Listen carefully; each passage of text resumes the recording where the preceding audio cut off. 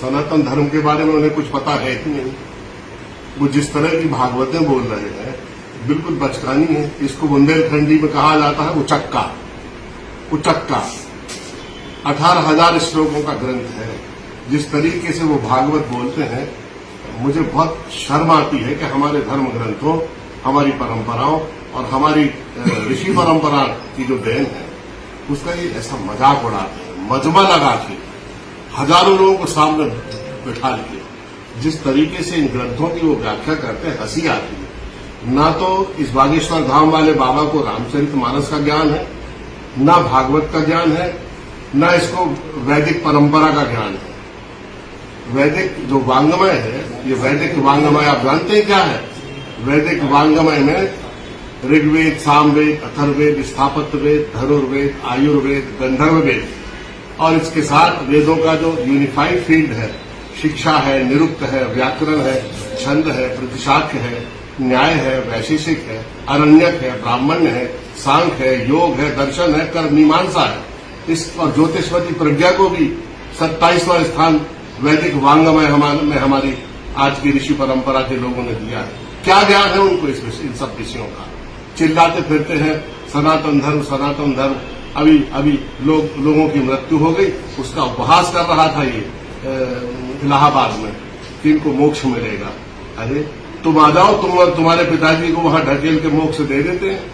व्यवस्था करने की बजाय, लोगों की मदद करने की बजाय, लोगों की सहायता करने की बजाय आप उनका उपहास उड़ा रहे हो, मजाक उड़ा रहे हो।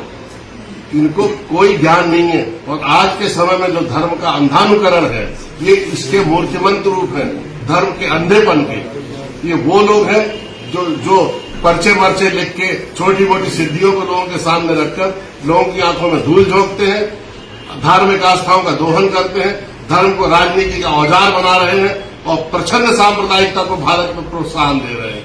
मैं चुनौती देता हूं बागेश्वर धाम को कि वो मंच लगा ले। मैं एक पूर्ण राजनीतिक व्यक्ति नहीं हूं, मौलिक रूप से मैं आध्यात्मिक व्यक्ति हूं और सनातन धर्म, संस्कृति और परंपरा से जुड़ा हुआ हूं। वो मंच लगा दे रामचरितमानस पर, भागवत पर, गीता पर, पूरे वैदिक वांग्मय पर, जिस विषय पर उन्हें चर्चा करना हो। अगर मेरी चर्चा में के प्रश्नों का उन्होंने जवाब दिया तो उसी मंच से अपना सिर मुड़वाकर मैं राजनीति से संन्यास ले लूंगा। नहीं तो उनको अपना मुंडन कराना पड़ेगा और राजनीति की जो राजनीतिक क्षेत्र में जो आध्यात्मिक की आड़ लेके जो बकबक कर रहे हैं वो है ना, उसको छोड़ना पड़ेगा। पर एक और महत्वपूर्ण सवाल है, कई कांग्रेस के जो वरिष्ठ नेता हैं वे भी तो बाबा बागेश्वर धाम जाते हैं पंडित धीरेन्द्र शास्त्री के आशीर्वाद। नेता इतना दया का पात्र है कि नेता जैसे ही देखता है कि किसी व्यक्ति के पास भीड़ भाड़ लग रही है तो उसको लगता है ये हमारे वोट है। सच कहने की क्षमता उसकी खत्म हो जाती है और उस भीड़ का वो उपयोग करना चाहता है और इसी अंधानु धर्मांधता से प्रेरित होकर वो भी उनके पास जा रहे हैं। उनकी भी मैं आलोचना करता हूं।